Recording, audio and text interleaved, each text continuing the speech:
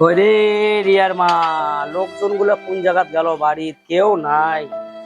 একটু বাড়ি যাবি? পাঠার বাড়ি তো যায় না কেউ, ফোনটা খাওয়া খিদাও লাগিছে, জলও নিয়ে যায় না, সব আপন আপন। ও আসলু, আয় আয় আয় বস।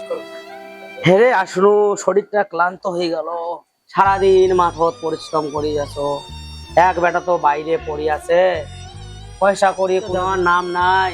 এদিকে সংসারটা কিভাবে চালাবো হয়? সারাদিন মাঠত খাটি খাটি আসি, একটা জল আর কেউ খাওয়া যায় না। নে কেমন বেটার বউ আনিছি, এখন চা জল খাবার চা এক, মুই তো কেবল খাই দেয় না, বসো পান খাবা, ওটারও মোর টাইম নেই কাম করতে করতে, এবার চা এক জল। আরে কি করবো রে, ছোট বেটা তো নিজের মতো করে আনছে দেখি শুনি, বড়টা তো নিজে দেখি শুনি দিছি। এবার কপালটাই আমার খারাপ, এই সংসারও যে অভাব। এই বুড়া বয়সে যে আর বেটার হাতে ভাত খাওয়া হবে না, বেটার বউর হাতে ভাত খাওয়া হবে না, জীবনটাই শেষ হয়ে যাবে এইভাবে। তো দেখ বেটার বউগুলোর কীর্তি কি অবস্থা, এই যে বাড়ি ভাঙিয়ে যাচ্ছে দেখ।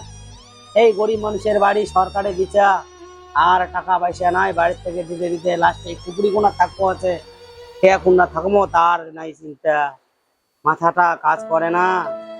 আর ধীরে ধীরে বয়সটাও হয়ে যাচ্ছে, ভালো লাগে না আর কটা দিন বাঁচবো। হ্যাঁ, বেটিটাও বড় হয়ে যাচ্ছে, বেটির বিয়ে দেওয়া আছে, বেটাগুলোর চিন্তা ভাবনা নাই। একটু বৌমা গুলা দেখ দেখ, বৌমা কয় রে কয়, গুলা দেখ দেখ তুই। বৌমাগুলো ডাক, বেটা ডাক, ডাকিয়ে না আমাকে বুঝে সুঝে ক। জল খাবার চা এক, বসি দুইজনে দুই দিকে বসে আছে না, জল খাবার চা এক না, দেখ আমার কীর্তি ওই গে বৌমা, বৌমা একটু জল দাও গে এক গ্লাস। নিজে নিজে জল ঢালার কাছে টাইম নাই। भगवान है कहाँ रे